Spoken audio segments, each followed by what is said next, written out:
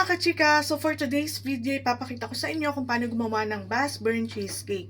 So yung mga ingredients niya ay cream cheese, 400 grams, 3/4 na sugar, Nestle cream, o yan, cream or heavy cream, vanilla extract, so ito, 3 eggs, ayan, cornstarch. So papakita ko sa inyo kung paano ko gagawin. Sa isang mixing bowl, ilagay na natin ang ating cream cheese at i-mix na natin siya hanggang medyo lumambot-lambot na siya. And then, ilagay natin ang ating sugar and konting salt para mabalance yung lasa niya. So, mga 1 teaspoon lang yon. And then, i-mix ulit natin siya. And kapag ganyan na yung texture niya, pwede na natin ilagay yung ating itlog ng paisa-isa. And i-mix natin kapag nilagay natin yung itlog hanggang sa medyo lumabnaw na yung ating mixture. Ilagay na rin natin ang ating vanilla at yung ating cream, heavy cream or Nestle cream. Ilagay na natin mga 3/4 cup lang hanggang 1 cup. Ang last nating ilalagay ay ang ating cornstarch.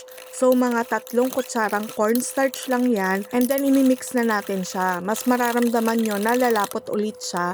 And then, kapag ready na, yung ating pan, lagyan lang natin ng konting oil. Spread lang natin siya using our brush. Kung wala naman kayong brush, anything na pwedeng mag-spread dun sa ating oil. And then, ilalagay na natin yung ating parchment paper. So, ayusin lang natin yung paglalagay natin. And then, yung dun naman sa mga excess, pwede nating i-cut out yan para hindi sagabal dun sa ating pan. Pwede na nating ilagay ang ating mixture. Sinimot ko talaga yan. Gumamit na ako ng scraper dyan para simot na simot dahil konti lang talaga siya kapag naluto.